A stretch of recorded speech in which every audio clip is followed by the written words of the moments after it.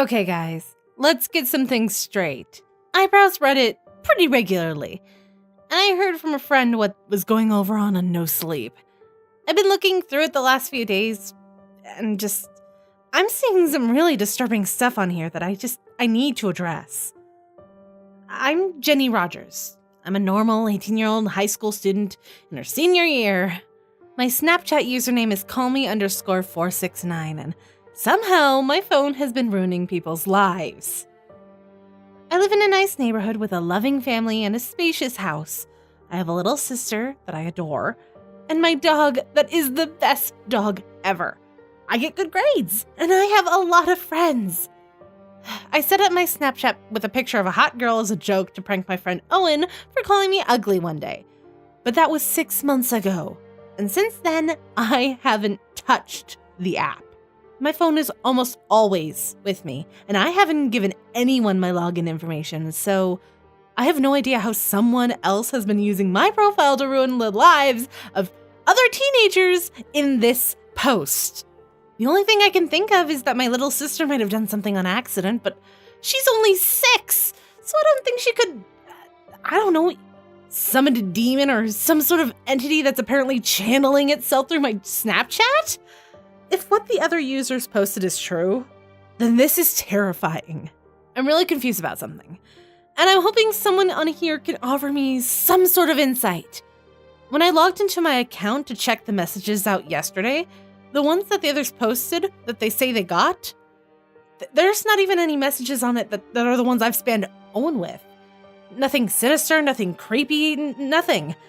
I mean, unless you count me awkwardly attempting to talk dirty as scary, then we have another thing coming. I wish I knew where the other OPs are from, so that I could just figure out how far of a reach this demonic thing has. There are 3 high schools within a 10-mile radius of where I live, so it could easily be one of those, but I have no idea. There wasn't enough information in those other posts to go on, so I'm just hoping I'll be able to figure something out by myself. Something that has me kind of bothered, though, and this could just be pure coincidence, is that my friend Owen has been acting really strange lately. A few days ago on this past Thursday, he called me. For the first time ever, I heard him crying. And I rushed to see him. When I knocked on his front door, I could hear him whimpering inside. And it looked like he hadn't slept in weeks when he finally opened it. He was wearing all black, something that I've never seen him do in the 6 years I've known him. Owen is one of those stereotypical jocks who have rich parents and a mansion and has never once seen him look so worried about anything.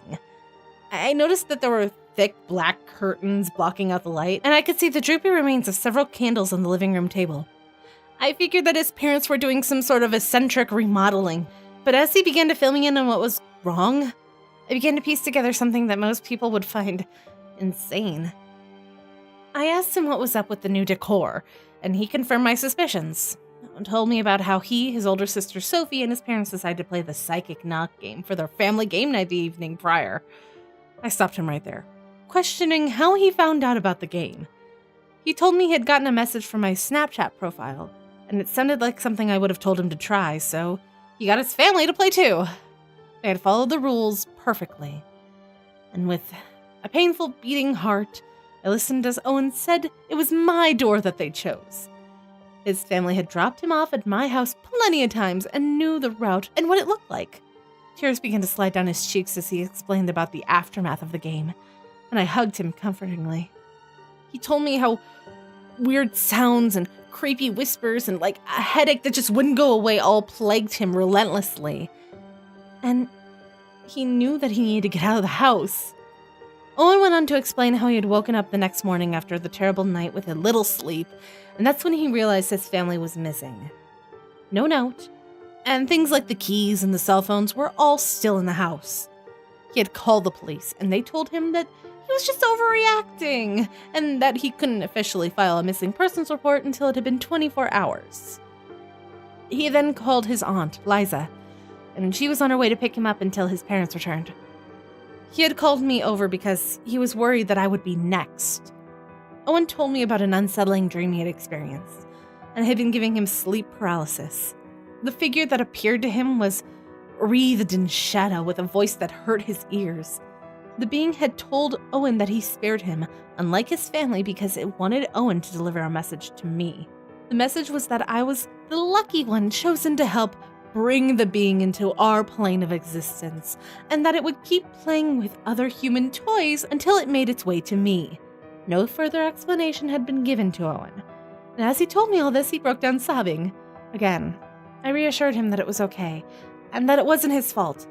I promised that we would find his parents, even though a nagging voice inside me told me that my promise was a lie. As if finding out about Owen's family and a horrid experience a few days ago wasn't enough, I now have another concern. I deleted the app last night, and when I woke up, it was back on my phone. I did a full factory reset, which should have wiped everything, but the app was still there as soon as I got to the home screen. Next to it was a notepad app that I'd never even downloaded before, and inside it were these 3 paragraphs. Behold my servant, whom I uphold, my chosen one, whom my soul delights. For I know the plans I have for you, plans to prosper you, and to not harm you. Offer every part of yourself as an instrument, delight in burnt offerings and sacrifice. I am the gate. You will keep my commandments.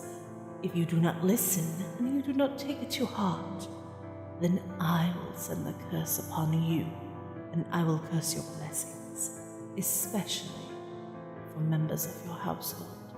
This book of law shall not depart from your mouth, but you shall meditate on it day and night, so that you may be careful to do according to all that is written in it. What should I do? Is there any way to stop this? Why is it targeting me, and what is it? I just want to end this and not hurt anyone else. Please, if anyone has any insight I could use at all, I need advice right now.